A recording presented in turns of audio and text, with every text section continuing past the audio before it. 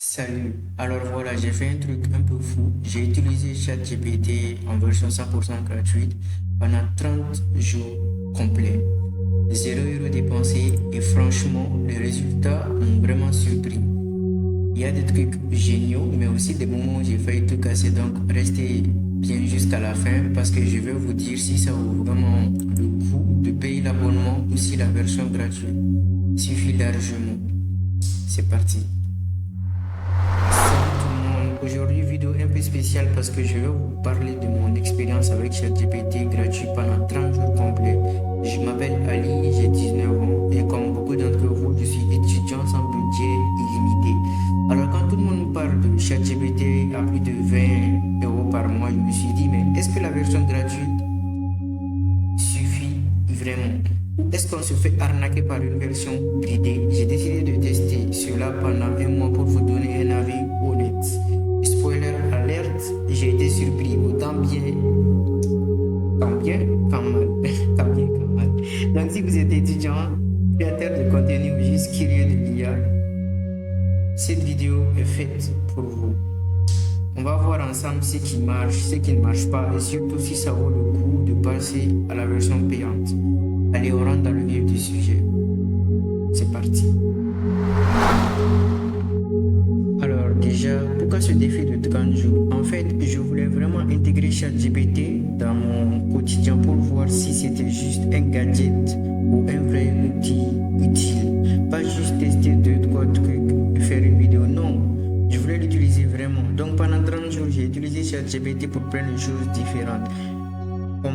Laissez-moi vous montrer mes principaux cas d'usage. Par exemple, dans le domaine de mes études, comme je suis un étudiant en computer engineering, j'ai utilisé ChatGPT pour me comprendre, par exemple, à comprendre des concepts compliqués, comme résumer des articles 50 pages et même peut-être occasionnellement préparer mes révisions.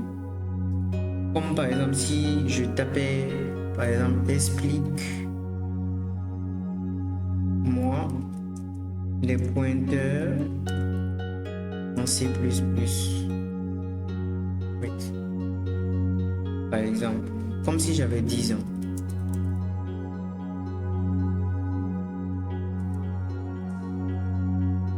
Et là, comme vous pouvez le constater, premier bon point, en fait, c'est vraiment efficace pour vulgariser des trucs complexes. Genre, tu lui balances un concept chelou et il te l'explique comme si tu avais 10 ans. Comme si vraiment tu avais 10 ans. C'est super pratique. Imagine une maison et une adresse dans un ordinateur. Quand tu crées une variable, elle est stockée quelque part dans la mémoire. Exemple. Vraiment, tu peux facilement vulgariser le truc, lire, tu peux prendre des notes. C'est l'un des premiers points que j'ai remarqué. Si tu veux vraiment vulgariser le truc, il n'est pas exactement parfait, mais on va dire que c'est pratique. C'est pratique. Ensuite, deuxièmement, la création de contenu. ChatGPT peut t'aider à faire de la création de contenu. Ben oui, cette chaîne YouTube, elle se fait pas toute seule. J'ai utilisé par exemple ChatGPT pour brainstormer certaines idées vidéo, pour structurer par exemple un script, trouver des titres accrocheurs et franchement, ça m'a fait gagner un temps de dingue. Au lieu de passer 2 heures à fixer un écran blanc, hop, en 10 minutes, j'avais déjà une base solide. Par exemple, je peux taper donne-moi 5 idées de vidéos sur l'IA pour débutants. Et vous allez voir en 5 secondes, il peut me répondre. Il peut donner plein d'idées, comme il peut donner 100 idées, il peut donner vraiment beaucoup d'idées. Il y a tellement de sujets divers à exploiter et tout.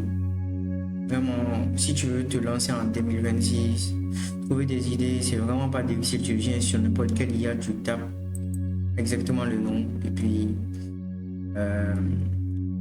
va te fournir beaucoup d'idées, beaucoup d'idées. C'est pas ça qui manque. L'IA explique en 5 minutes. Expliquer en 5 minutes. Super simple. Explique ce qu'est l'intelligence artificielle, où on la trouve dans la vie quotidienne, Netflix, assistants vocaux, etc. C'est une chose incroyable que l'IA peut faire en 2026. Créer des images, écrire des textes, coder, traduire, créer de la musique. 10 outils d'IA gratuits pour débutants, ChatGPT, Canva, Notion AI, Midjourney, Grammarly. Comment utiliser l'IA pour étudier plus vite, résume tes cours, expliquer les concepts difficiles, créer des fiches de révision, générer des quiz, laisser tes débutants avec l'IA, poser des questions trop vagues.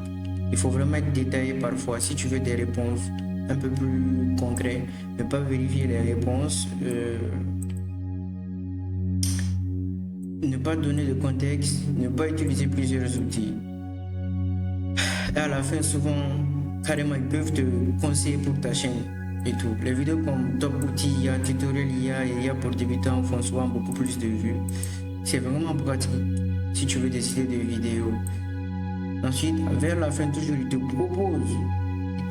proposera toujours. C'est ça qui est l'avantage avec l'IA. Tu ne manques jamais d'idées et tout.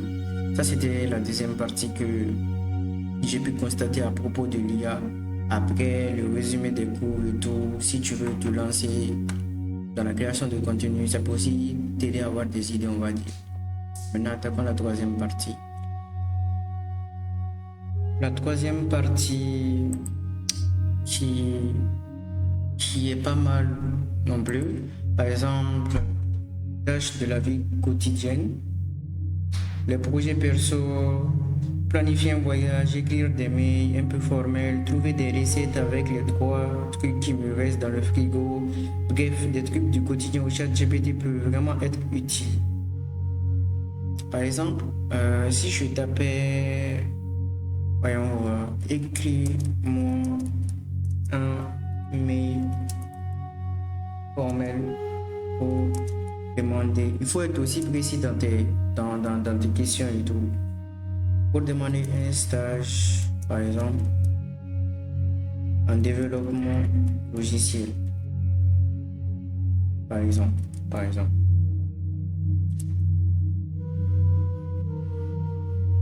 Là, il va te répondre directement. Évidemment, je pense que tu dois mettre ton nom. Voilà.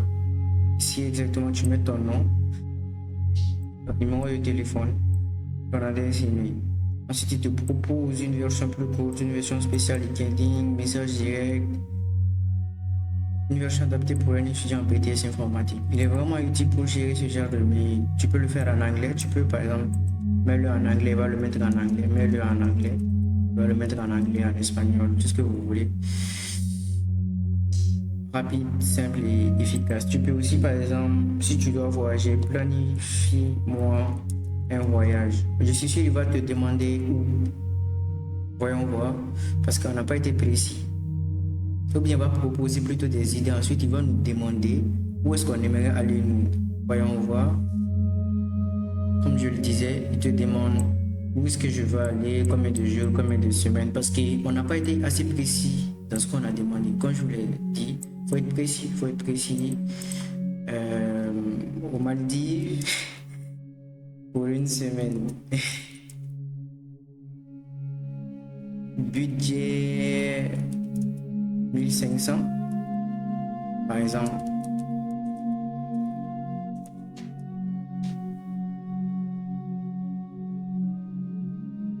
Vraiment là, il te prépare tout est préparé. Je suis sûr aussi qu'il peut te fournir des liens directs. Excursion organisée en small. Est-ce que tu peux me donner des localisations? S'il peut fournir des liens.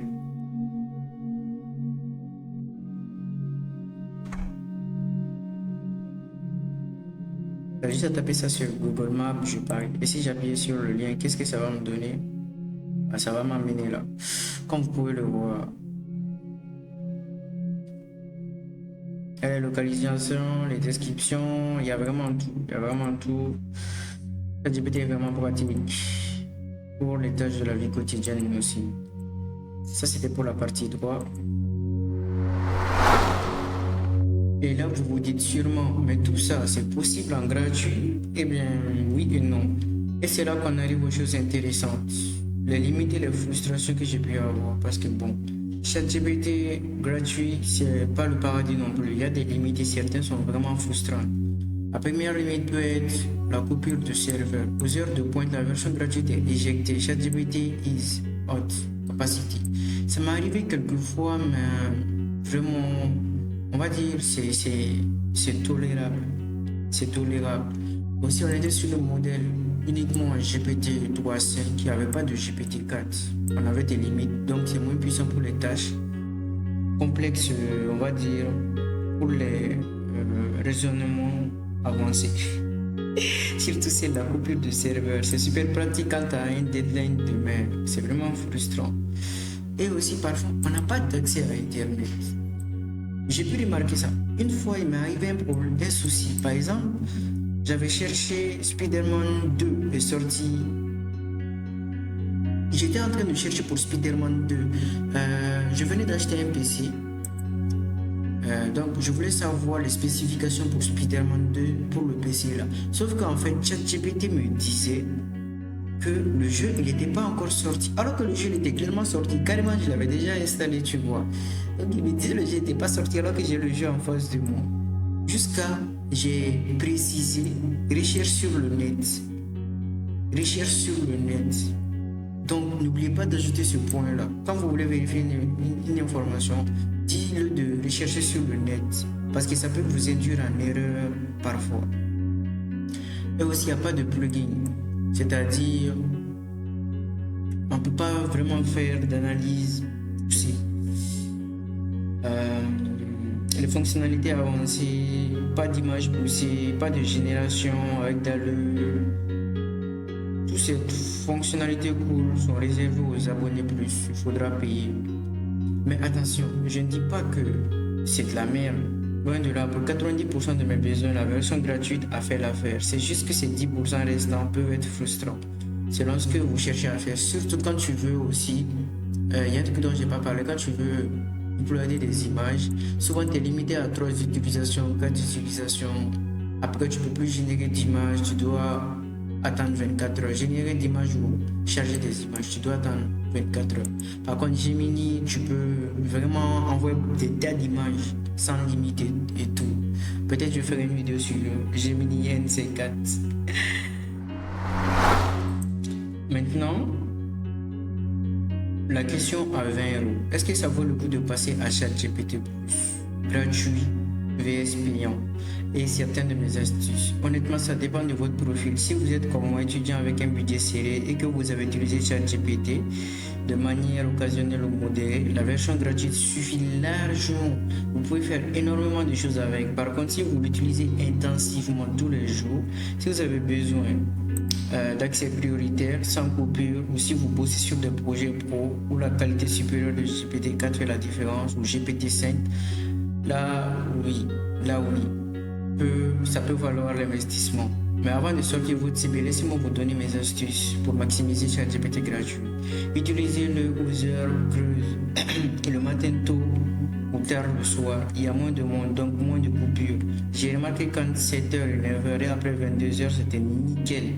Ensuite, l'astuce serait d'être précis dans vos prompts au maximum. Plus votre demande est claire et détaillée, meilleure sera la réponse. Prenez 30 secondes de plus pour bien formuler. Ça change tout. Astuce 3. Utilisez-le en complément. Pour mon astuce 3, utilisez-le en complément, pas en remplacement. ChatGPT, c'est un assistant, pas une solution miracle. Vérifiez toujours ses réponses, surtout pour les trucs importants. Il m'est arrivé aussi parfois, ça m'a donné de faux réponses à certains examens. Après, je ne sais pas si c'est le prof qui a un tort, qui ne sait pas faire son job, ou si c'est ChatGPT qui a vraiment eu tort. Donc, prenez parfois le temps de vérifier. Parfois, il ne peut pas comprendre. Tu penses qu'il a compris, mais il n'a pas compris. Donc, prenez le temps de vérifier, sinon ça peut vous jouer de mauvais tours, vraiment. Ensuite, alternez avec d'autres outils gratuits. Il y a Claude, Perplexity, Gemini. Diversifiez vos sources, quoi. Chacun a ses forces et tout. Par exemple, pour une tâche rapide, il y a par exemple, je pense que tu peux avoir Copilot qui est directement lié à Microsoft Edge. Je pense pas beaucoup de gens l'utilisent. Tu peux directement poser une question là, il va analyser ta page en un claquement de doigts et tout. Copilot peut être pratique. C'est ce que je veux dire par diversifier vos forces. Donc je pense que c'est tout pour cette vidéo. Voilà mon retour d'expérience après 30 jours avec ChatGPT gratuit. Alors mon verdict final, ChatGPT gratuit, c'est un outil incroyable qui vaut clairement le coup d'être utilisé pour un étudiant de 19 ans comme moi. Ça a changé ma façon de travailler, de créer du contenu et même de réfléchir à certains problèmes. Oui, il y a des limites. Oui, la version payante est meilleure. Mais pour la majorité des gens, la version gratuite suffit amplement. C'est déjà un super outil accessible à tous et qui peut vraiment vous faire gagner du temps et de l'efficacité. Commencez avec la version gratuite, exploitez-le à fond et ne passez pas au payant que si vous en ressentez vraiment le besoin après quelques semaines d'utilisation. Et vous utilisez ChatGPT? Vous êtes en gratuit ou payant? Dites-moi en commentaire, j'adore lire les retours. Si cette vidéo vous a plu, pensez à liker, vous abonner et activer la cloche pour ne rien rater de mes prochaines tests. Je vous dis à très vite pour une nouvelle vidéo et d'ici là, restez curieux. Ciao!